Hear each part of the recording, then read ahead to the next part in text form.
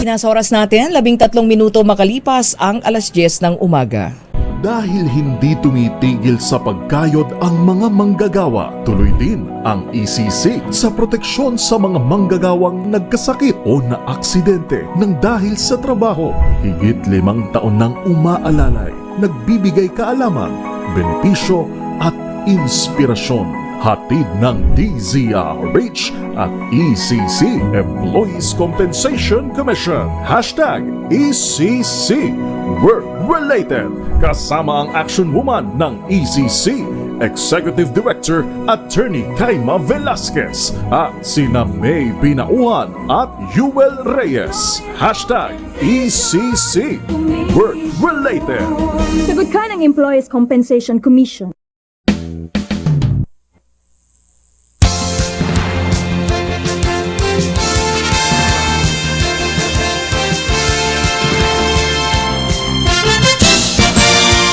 Magandang umaga. Nako, magandang umaga talaga kami ngayon.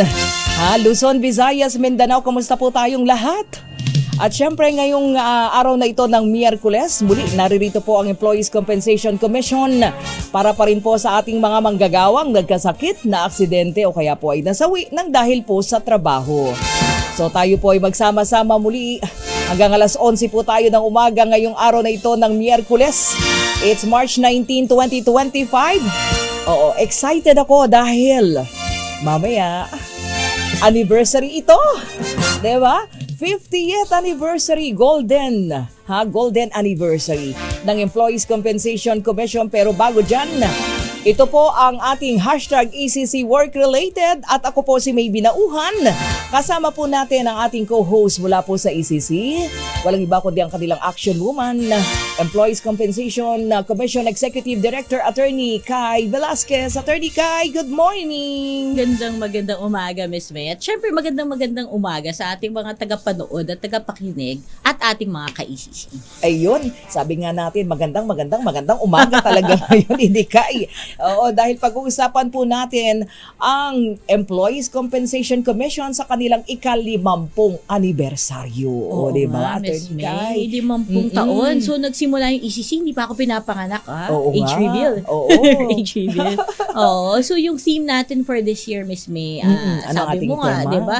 50 years, very significant milestone to sa isang organisasyon. Yes. Even sa marriage, di ba? Yan yung talaga sineselebrate Yes, ng mga oo. mag-asawa na anniversary. Ang ating theme ngayong taon ay 50 taong sulong sa pagtulong. Ayun, sulong sa pagtulong. Oo, kasi we want to share with our listeners and viewers, syempre, yung ECC, although tayo ay nagpapakilala ngayon, hindi po kami ngayon lang nag-exist. 5 taon na po kami na kahit nasa background lamang, nagbibigay po ng assistance at tulong sa ating mga manggagawang Pilipino na nagkasakit, namatay, or na-injure habang nagtatrabaho. Oo. At sa Miss 50 May. taon na yon, ano ang ating mga accomplishment, Idikay? Naku, ang dami, Miss May. Pag Dami in-enumerate yan. natin, Oo. baka hanggang tomorrow pa tayo dito. Hindi, joke lang. So, gusto lang nating i-highlight sa ating mga nanonood at nakikinig na ang ECC po ay lagi nandito para umalalay sa inyo. Nagbibigay po tayo ng pension benefits para po sa mga naulilan ng mga namatay, na manggagawa habang nagtatrabaho. Nagbibigay po tayo ng sickness benefits para po matustusan naman yung pang-araw-araw nilang pangangailangan habang sila ay nagpapagamot. Nagbibigay din po tayo ng occupational and physical rehabilitation services, prosthesis, cares allowance, psychosocial services. At ngayon nga po, Miss May, di ba, lagi naming na-mention dito sa ating radio program, yung pagtatayo natin ng Workers Rehabilitation Center Complex na magbibigay ng isang holistic at integrated approach to physical rehabilitation, occupational rehabilitation. At syempre, gustong-gusto natin kasi sila makabalik sa kanilang mga trabaho kahit na nagkaroon sila ng pagkaka-aksidente ng dahil dito. Ayun. At syempre dahil selebrasyon ng inyong anniversary, ano ba ang nilalaman ng mga programa natin for the anniversary? At syempre, yung mga malalaking upcoming major programs ng ECC.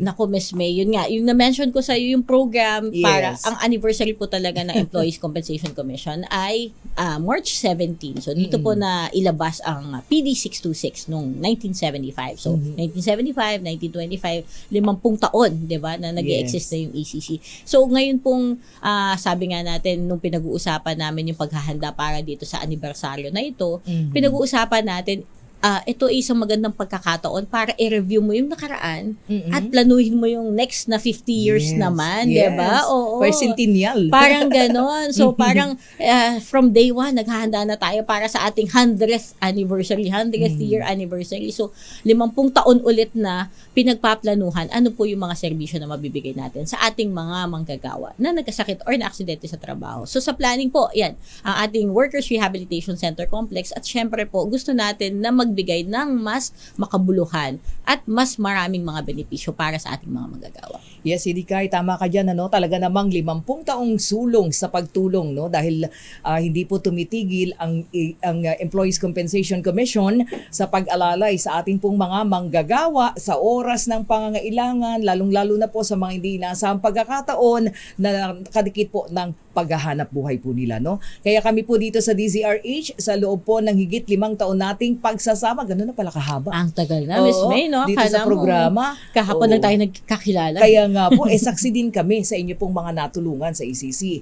Tamang-tama, dahil bilang anniversary po ninyo ng ECC, syempre hindi pwedeng mawala ang mga patunay ng 50 taon na tagumpay po ng Employees Compensation Commission sa paglilingkod at syempre po sa pag-agapay sa ating mga manggagawa na nagkasakito na aksidente ng dahil pa rin po sa kanilang hanap buhay.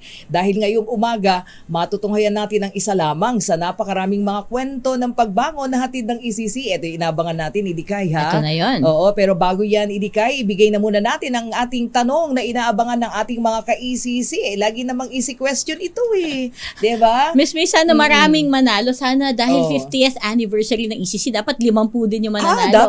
Dapat. Pwede ba? Pwede. Easy question. So, Miss May, ang easy question natin ngayong umaga. Idikay.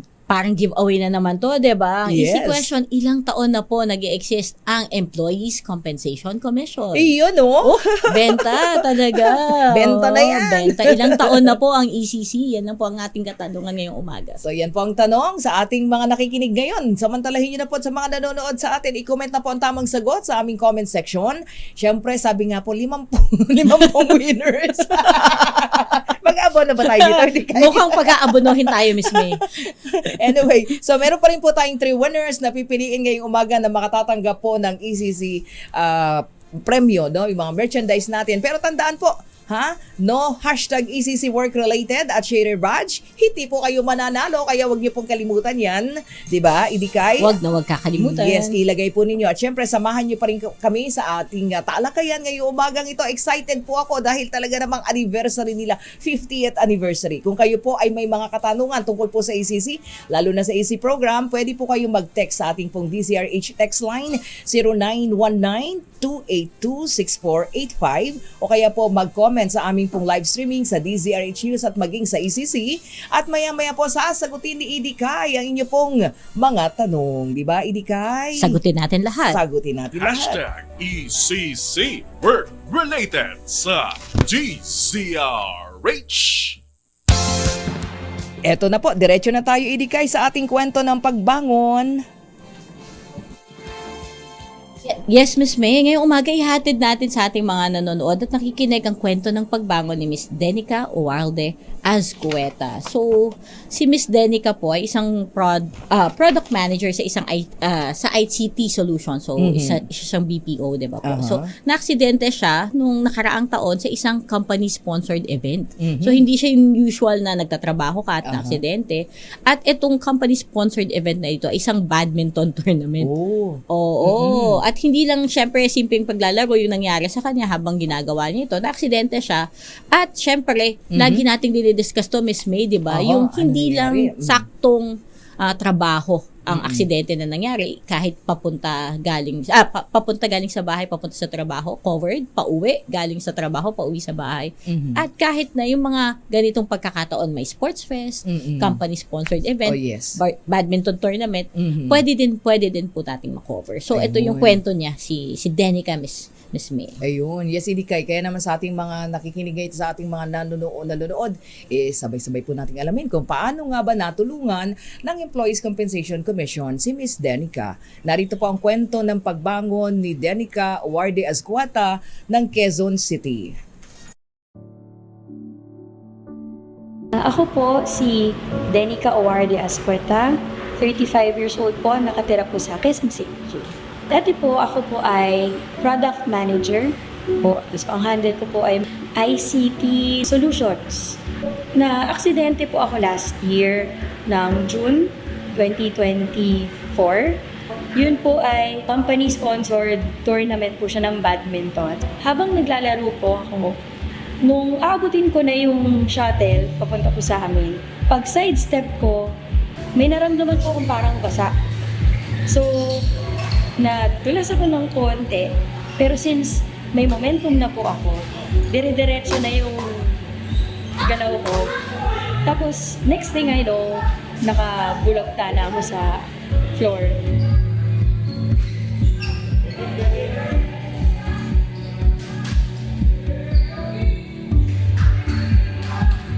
Dinala na po ako sa ER sa St. Luke's.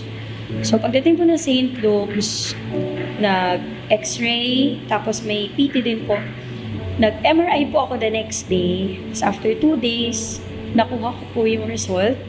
At ang sabi po nung orthosurgeon ko, complete tear of ACL and complex tear of lateral and medial meniscus. So talagang kumbaga malala yung nangyari sa akin. So ginawa po nung doktor ko, diniretso na po ako for surgery. Nung time po na na-aksidente ako, una ko po tinawagan, mami ko. Ang mami ko po kasi doktor. Si mami ko po, taga-SSS. So, sabi niya, pwede pasok natin sa ECC. Anong ECC? Anong ECC, mami? Sabi niya, pwede natin ipasok yan kasi company-sponsored event yan eh. So ako, wala po ako talagang idea. Alam ko lang po SSS. Yeah. Nakakuha po ako ng reimbursements sa expenses.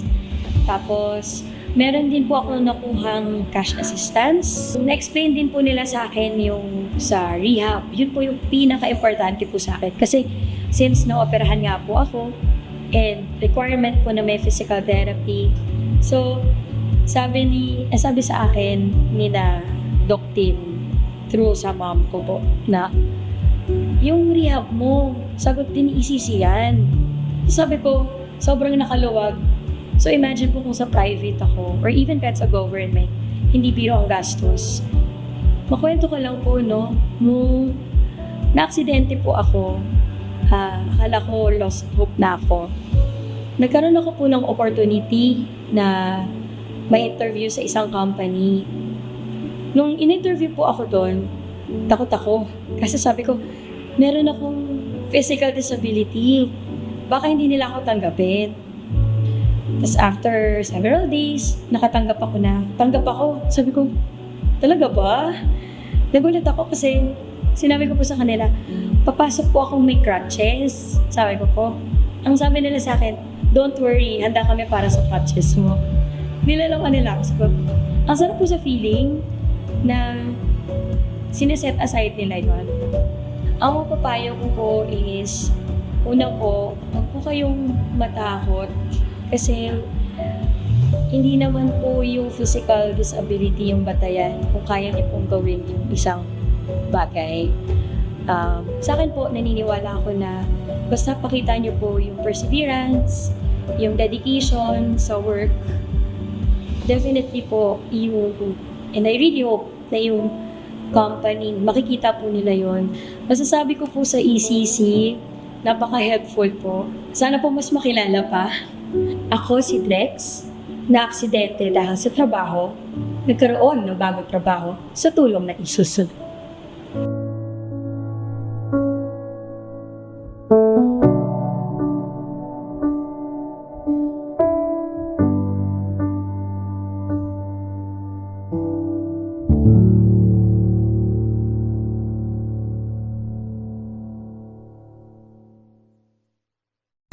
ECC Work Related sa DZRH. Ayan mga kaibigan at mga ka-ECC, napakinggan po ninyo, no, nakaka-inspire. Idikay. Yes, Miss May. Grabe. Nakakatuwa yung story. Oo. Yung, di ba, Ang galing ng mami, ha? Swerte siya kasi Oo, taga-SSS siya. SSS, oo. Pero 'di ba, ito special circumstance kasi may special knowledge yung nanay niya. Oo, laking Pero tulong. para dun sa mga walang kamag-anak na nagtatrabaho sa SSS, precisely kaya tayo nandito, Miss May, na Opo. sinishare natin sa mga Yes. manggagawa na merong ECC para tumulong sa inyo. Tamang-tama, ano. Yung inspirasyon, nakakatuwa siya kakwentuhan, Idikay. Oo, Di ba? Very parang positive yung outlook Oo, niya sa outlook buhay, niya. positive. Siguro nga dahil natulungan din na Oo. kahit na aksidente ka, Yes, positive yes. pa rin yung nangyari, 'di ba? At naka-apply pa siya sa bagong trabaho. Oo. So ngayon, ongoing ang kanyang physical therapy pa rin kasi hindi naman to isang beses lang. Ang physical therapy kailangan tuloy-tuloy yan para mabawi natin yung mobility doon sa part na na-injure. At importante na yun na nga, nakakatuwa yung employer niya. Ready kami para i-receive yung crutches mo. Oo nga.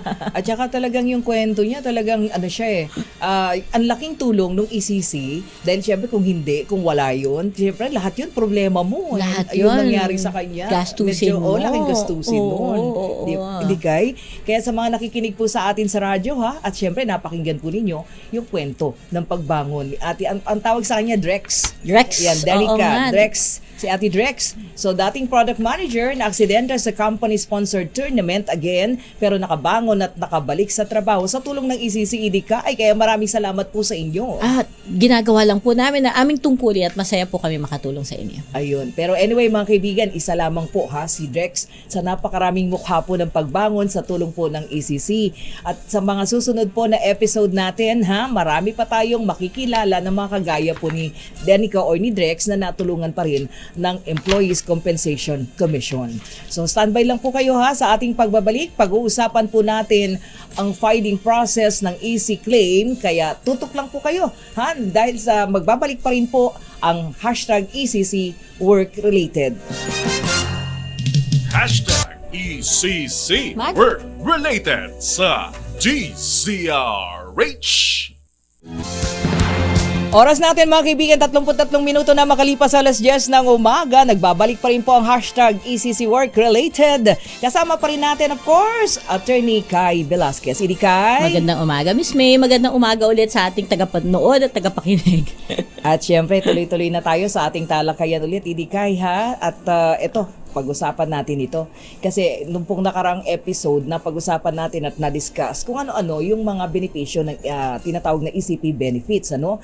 At ngayong araw na ito, Idikay, dahil anniversary ng ECC, ayan, ang tanong natin, paano nga ba mag-file ng EC claim? Okay, Miss May. So napansin siguro ng mga ating mga taga-subaybay na meron tayong sequence of events, di ba? Pinakilala natin yung ECC, sinabi natin yung mga benepisyong binibigay. At ngayon naman, sasabihin naman natin paano nyo ma-avail itong mga benepisyo na diniscuss natin kanina. Yes. So si Miss Danica kanina, syempre yun nga, sabi madali yan nakafile kasi may insider sa SSS yung mami niya.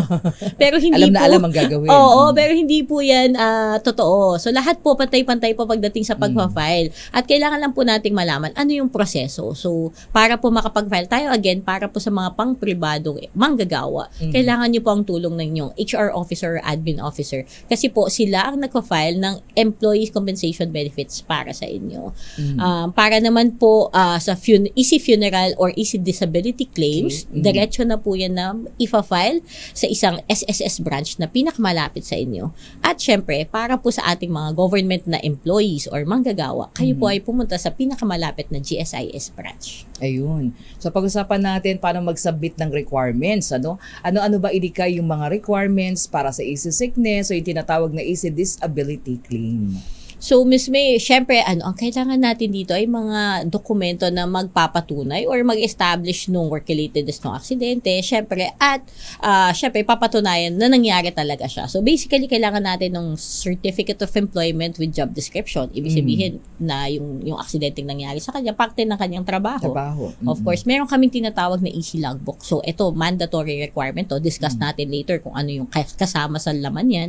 May medical certificate para malaman natin kung ano ba yung extent ng kanyang injury or sickness. At kung ito ay isang sickness claim, kailangan natin ng pre-employment medical certification kung saan nakasaad doon sa certificate na to na nung nagsimula siya sa pagtatrabaho niya ay fit to work siya. So yan yung medical certificate. Yes, Miss May. Kung disability claim naman, kailangan magpasa ng accident report. Again, yun nga, kailangan nating ipatunayan na work-related or kasama sa mga responsibilidad nung manggagawa yung kanyang ginagawa nung nangyari yung aksidente, or pwede din naman na kung sa labas, katulad ng halimbawa going to or coming home from work, pwede pong police report ang ating isubmit to substantiate. At sa huli po, for easy death benefit, fina-file po ito sa over-the-counter sa pinakamalapit na SSS branches, or pwede rin sa my.sss na app or website. Ayun, dun sa mga meron ng app. Para sa Pwedeng mga techie, magamit. Miss May, oo, yan, madali para sa kanila. Kasi isasubmit mo na lang sa app, hindi mo na kailangan pumunta sa opisina. Ayun, total pinag-uusapan natin yung easy death benefit na i-file over the counter, idikay.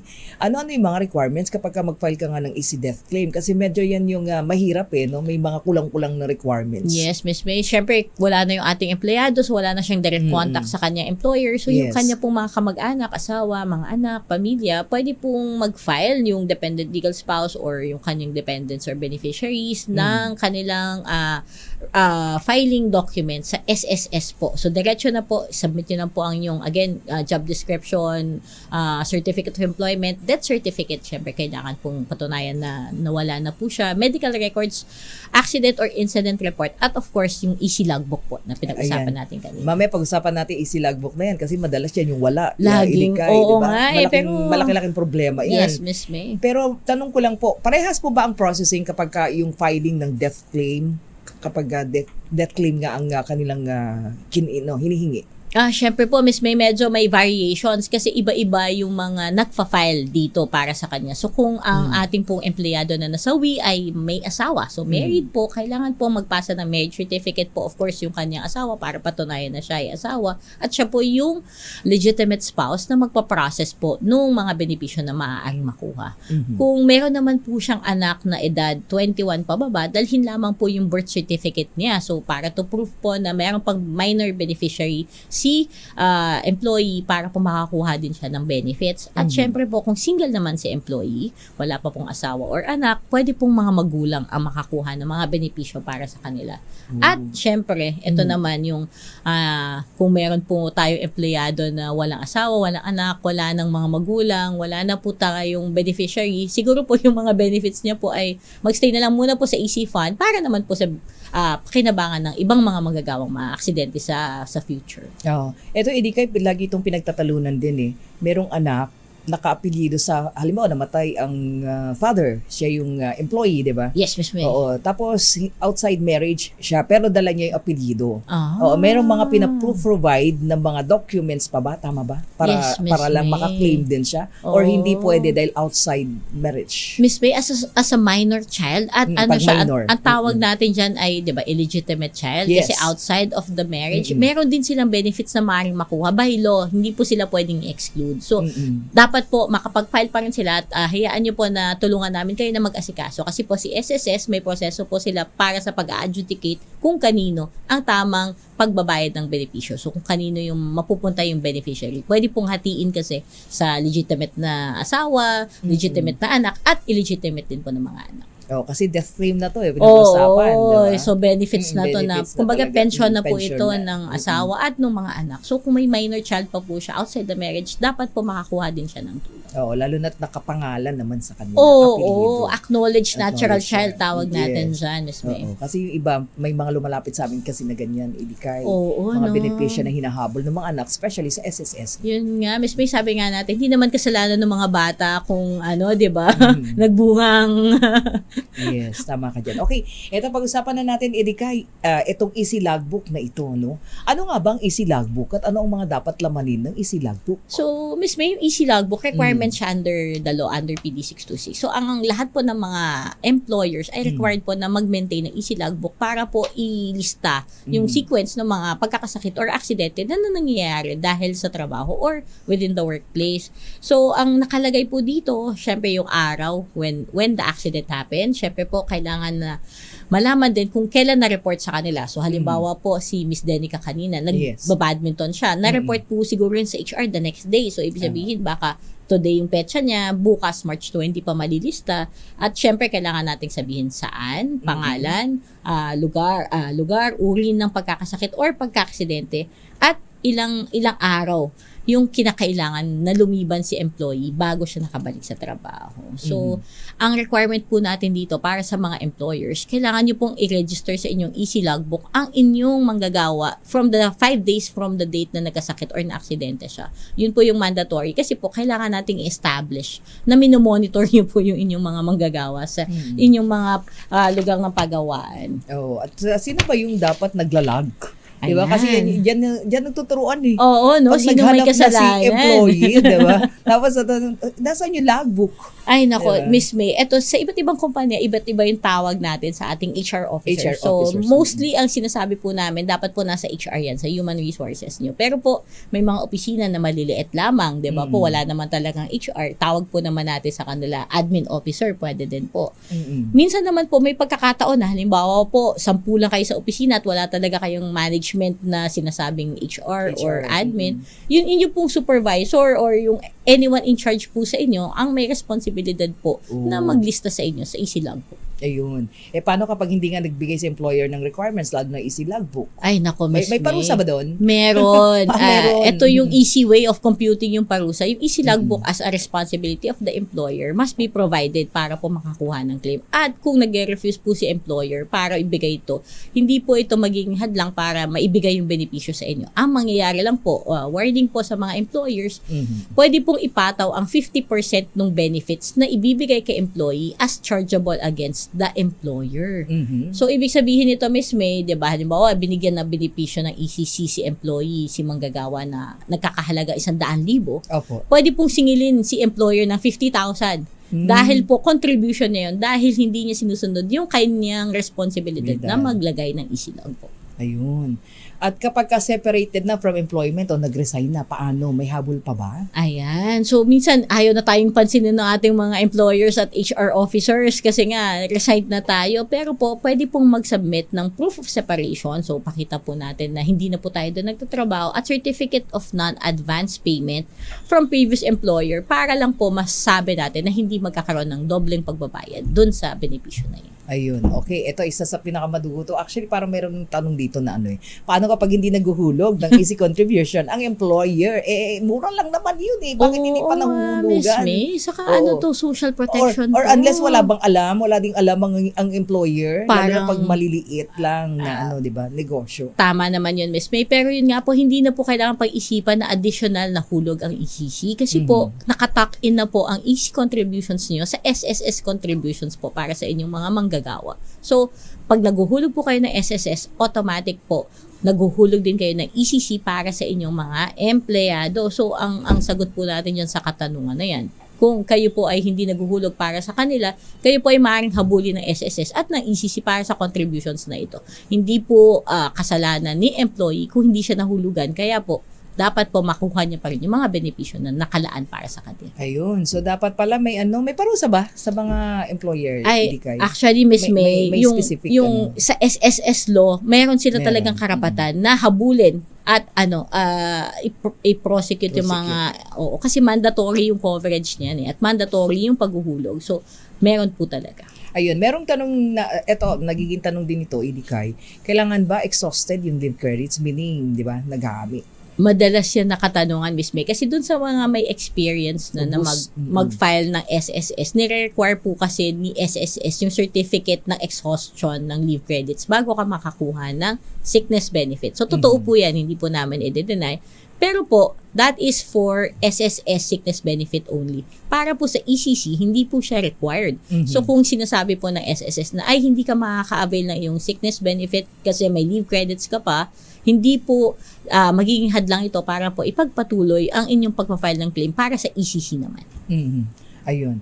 And then, paano pag hindi po na-approve ang easy claim? Ano ba yung mga dahilan? Ayan, Miss May. Dapat nilang malaman. Meron po tayong appeal process para po sa mga easy claims na nade-deny. So, unang-una po, pag dineny po ng SSS na hindi naman work-related yung pagkakasakit mo or ang iyong pagka-aksidente, pwede po kayo mag-file ng motion for reconsideration para po i-review ulit ng SSS yung inyong claim. At kung sakali po, the second time, di ka pa rin pinagbigyan ng SSS, kung sakali po na ma-deny pa rin yan, pwede po kayo mag-file naman ng appeal, diretso na po sa Employees Compensation Commission para naman po reviewin ulit yung pagkakadenay sa inyong easy claim. Ayun, yun bang pag-guide sa kanila papunta sa ECC, di ba? Mahalaga yun idikay. Siyempre, hindi nila alam, iba hindi alam kung paano yung proseso. Yun nga, Miss So, May. direkta na. Opo, pagka ganito. Punta na mismo sa office. Oo, pagka ganito, again po, may proseso po tayo na naka-install para po mapadali yung proseso, madali po yung pagpa-file para sa inyo. Pero po, kung kayo po ay may katanungan at hindi po kayo sigurado kung paano po kayo magpa-proceed, handa po ang Employees Compensation Commission na tulungan kayo. Halimbawa po, i-assist po namin kayo para mag-file ng inyong SSS or GSIS claim. Mag-message lang po kayo sa aming Facebook page, pwede pong direct message or pwede pong i-post sa aming web page mismo. Hanapin nyo lang po sa Facebook, Employees Compensation Commission. At aming website po ay www.ecc.gov.ph. Ayun. Okay, meron pa rin tayong mga tanong idikay sa ating pong mga FB o text line at FB Live. Ito po, si Ma'am Bella Torre. Paano po kung nasa ospital pa ang empleyado at hindi makalabas? Sino po ang pwedeng mag-file ng easy claim? Miss Belia, siguro po, syempre po, kung matagal po na nasa ospital ang inyong kamag-anak at may sakit or na-aksidente, pwede po kayong mag-asikaso nito sa tulong po ng inyong HR officer. Pero po, ito po, advice namin, hindi naman po madalian. So, napag-usapan natin dati, meron pong 3 years within which pwede po mag-file ng easy claim. So, maganda din po kung sakali po na palabas na rin naman po ng ospital si manggagawa, pwede pong hintayin nyo na matapos yung kanyang hospitalization kasi reimbursement naman po yung method natin ng pagtulong dun sa at least medical benefits. Pwede po, para po mabilang din natin kung ilang araw talaga siya nawala dun sa pagkakatrabaho at ma-compute natin na maayos yung benepisyo na maaari niya makuha. Ayun. Si Honey Grace De La Rosa, ang tanong po niya, namatay po sa aksidente ang tatay ko, no? Pauwi galing sa trabaho. Pwede po ba na anak ang mag-file ng mga requirement? Nasa ibang bansa po kasi ang nanay ko. Yan po. Medyo, So, Miss May, yan yung mga tanong na na-discuss natin kanina. So, para po sa mga manggagawa na, yun nga po, na nasawi, na hindi inaasahan, ang beneficiaries po niya ay spouse at ang mga lehitimong anak kasama po dyan. So, dahil po nasa abroad ang inyong nanay, pwede po kayo na mag-file para po sa inyong namatay na ama at isubmit nyo lang po yung proof na kayo yung anak po talaga. So, ang pinakamadali pong pruweba ng relationship para dito ay birth certificate. Ayun. Ito naman idikay, sa ating mga tanong, si Sir Chito Guevara. Good morning, Madam. Retired po ako 2021 dahil sa sakit kong diabetes. Sa Provincial Government of Tarlac ako huling nagtrabaho. Meron po ba akong makukuhang benefits? Ayan, sabi niya? Dakal salamat. Dakal salamat. Dakal salamat. Opo, maraming salamat po sa inyong tanong. Sir, eto po, yung diabetes po, pwede po siyang maging work-related. Depende po sa circumstances po ng trabaho niyo. Pero po minsan, disclose na rin po natin na ito po ay mako-consider na lifestyle disease.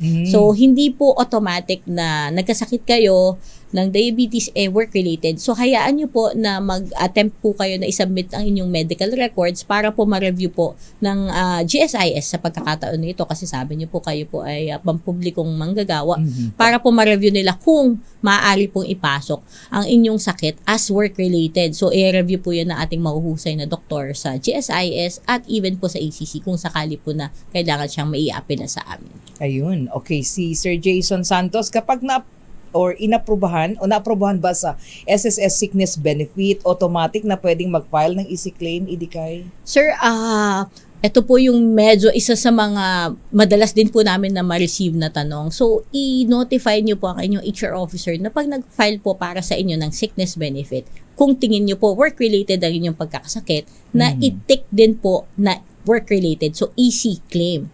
So, kasi po, pag hindi po nyo sinabi na work-related siya, hindi po i-assume ni SSS na work-related siya. Again, kailangan po natin ng mga circumstances na magpo-prove na work-relatedness. So, ating hashtag, ECC work-related. So, kung tingin nyo po, work-related po at ang HR nyo po ay hindi aware dito, sabihin nyo po, paki-check po ang work-related or ECC, EC claim para po makuha nyo rin po yung benepisyo galing sa ECC. Ayun, another question na idikay si Ma'am Alicia Roylan Rodeo. Ma'am, may 18 years akong naghulog sa SSS. May death benefits na ako. 60 years old na ako ngayon. Hindi ko na nahulugan. Ay, meron ba? Meron ba sa ECC yung tanong? Parang wala naman. For SSS. Oo nga po, for SSS. Saka po parang ba't siya may death benefit? Buhay ka pa, ma'am. Buhay pa. Baka po, fino-foresee niya lang for the future. Pero sige po. Pwede pa rin po bang mag-file ng EC claim kahit di updated ang SSS contributions, Mini Omega? Ito po yung isa sa mga kailangan po namin emphasize na kailangan po tuloy-tuloy po ang ating paghuhulog sa ating sa ating SSS contributions para po makuha natin ang inyong mga benepisyo. So, insurance po kasi ang ating ECC. So, kailangan po hindi po napuputol. So, pwede naman po natin i-review kung pasok pa po yung inyong mga contributions para po makakuha ng benepisyo. So, lumapit po kayo at itanong nyo po sa amin diretso para po ma-review ang inyong contribution schedule kung qualified pa po kayo makakuha ng mga benepisyo. Ayan, meron pong isang tanong dito mula sa isang delivery rider. Although, yung syempre, hired ba sila? Yan, Miss May. Diba? Delivery rider na aksidente po ako. Parang 2 years na pong nangyari. Pero hindi ko po kasi alam. Ngayon ko lang nalaman. Dahil nakikinig po ako sa inyo ngayon. Meron pa po baka akong pwedeng habol? Yan po yung mga claims na gusto natin talaga maasikaso. So marami pong tinatrabaho ang ILO, International Labour Organization, kasama din po ang DOLE, SSS at ECC para po makover po yung ating mga gig workers. So kasama po dyan ng mga delivery riders. Ngayon po, kung hindi po kayo direct hire ng inyong platform, katulad po ng kung anumang service yung inyong pinoprovide, pwede po kasi kayo mag-member as self-employed members ng SSS. Pag self-employed member po kayo ng SSS, kayo po ay automatically din na naguhulog para sa ECC. At pag kasama po yung hinuhulugan nyo sa ECC, pwede po kayong kumuha ng benefit sa amin. So kung kayo po ay miyembro ng SSS as self-employed, lumapit po kayo kasi aabot pa po yung 2 years ago na aksidente nyo sa prescriptive period natin na 3 taon para makakuha ng benefits galing sa ECC. Ayun, yun daw pong mga contractual worker, idikay. Yes, pagka Miss may May. nangyari sa kanila. Opo. At tanong ito nung nakaraan, para nabasa ko yun, hindi ko lang Hindi natin nakuha yung name. napag-usapang Oo. maigi. Na-aksidente siya and then contractual siya. Wala naman daw siyang alam sa ECC. Ang tanong niya last time, pwede ba siyang humabol? Ay, naku, Miss May. Ang contractual, project-based employees, seasonal employees, ito po yung mga hindi normal or regular yung kanilang working conditions. Sinuhulugan pa rin po kayo ni employer nyo dapat ng SSS. Oh. At automatically, kasama po ang ECC. So, dapat po, meron po kayong coverage yung time na ng aksidente. Kaya po, dapat po, makaklaim pa rin kayo ng benepisyo. Pati yung mga JO na tinatawag, job Yes, order. Miss May, kahit GO, mayroon po silang tinatawag na pwede po silang employed by the subcontractor, legitimate subcontracting, or yun na nga po, Miss May, may mga opisina po ngayon na nagbibigay na ng automatic system para po ma-deduct yung SSS contributions nyo para ma-cover pa rin kayo ng social protection benefits.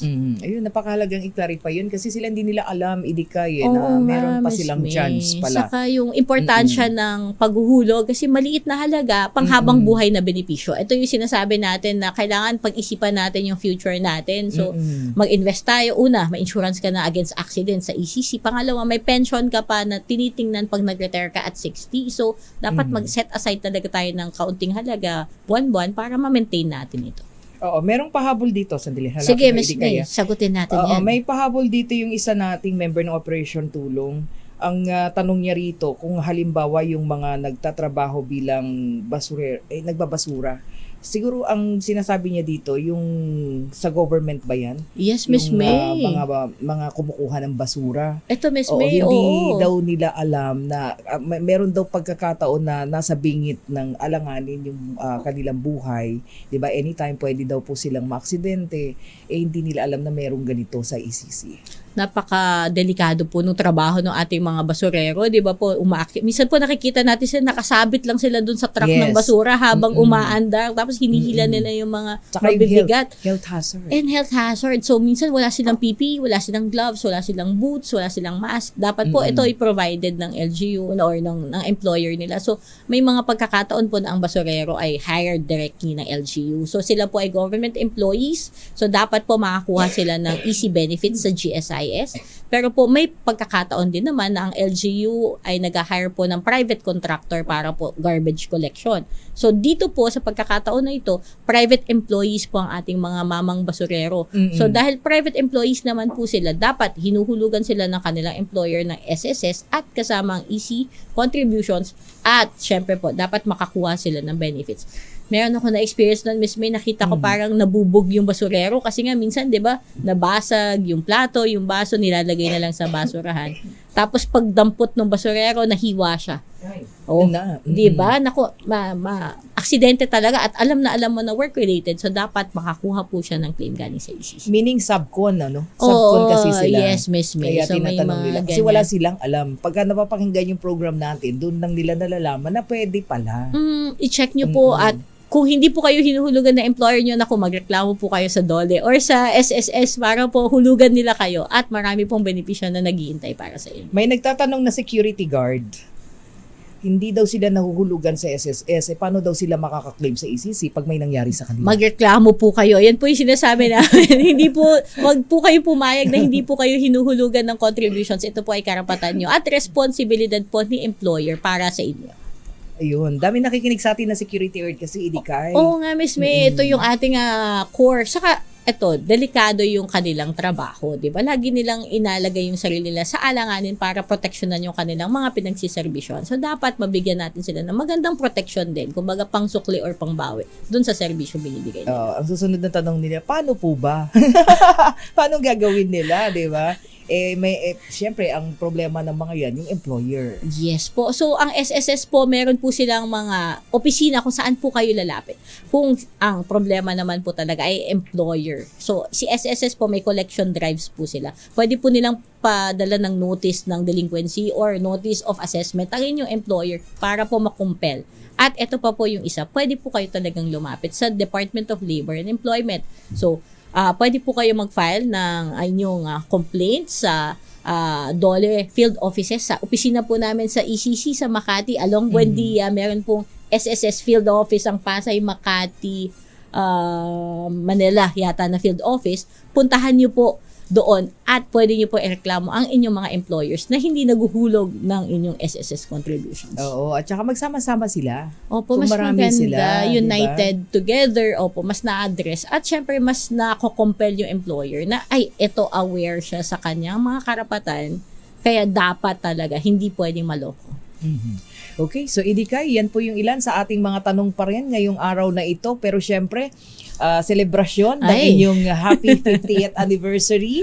Oo So nga, merong Miss mga May. activities, ano? Oo, ngayong gabi po ay gagawin po natin ang ating celebration ng 50th anniversary ng Employees Compensation Commission. So dito po sa anniversary nito, ipapakita po natin sa ating mga partners at stakeholders yung mga contributions nila kung paano po nagsimula yung ECC hanggang ngayon na nakaabot tayo sa 50th year. At katulad ng na-mention ko kanina, kung paano tayo mag-move towards the next 50 years. So dito po sa activity mamaya, magpapakita po tayo ng ating mga newest technology tungkol po sa mga rehabilitation. So yung ating prosthesis, robotic technology for rehabilitation, i-showcase po natin ito at syempre i-highlight natin yung Workers Rehabilitation Center Complex na pinaplano po ng ECC para sa ating mga manggagawa. Ayun, no? Talaga Ayan naman. na, Miss Sobra, May. level up. Oo, ano tayo, 'di ba? Ano na ngayon, AI technology. So dapat Ayan na. mag-level up din yung services na nabibigay natin para sa kanila. Ayan. Of course, maraming salamat, Idikay, sa pagsagot sa mga tanong ng ating pong mga ka-ECC. At syempre, i-announce rin natin ang mga winners sa ating easy question. Pero bago yan, ano muna ang ating easy answer, Idikay? Hindi ko alam, Miss May, kung meron pang nagkamali. Meron po bang sumagot sa Maraming inyo sumagot, ng parang nakita ko. 49 or 51? Hindi po yun. Tayo po ay nagsiselebrate ng 50th anniversary po Yun, ng no? ECC. So, ang ating mga winners po ngayong umaga, Mr. Enrique B. Vista, Mr. Ryan Madriaga, at Mr. Jester Gonzalez. Congratulations po sa lahat po ng ating mga winner. Pero syempre, hintayin lamang po ninyo ang message ng aming executive producer, Miss Pichi Gonzalez, para po sa inyong mga premyo. Ito na, ang hinihintay pa rin nila mula sa iyo, Idikay. Oh. ECC Safety Pabaon.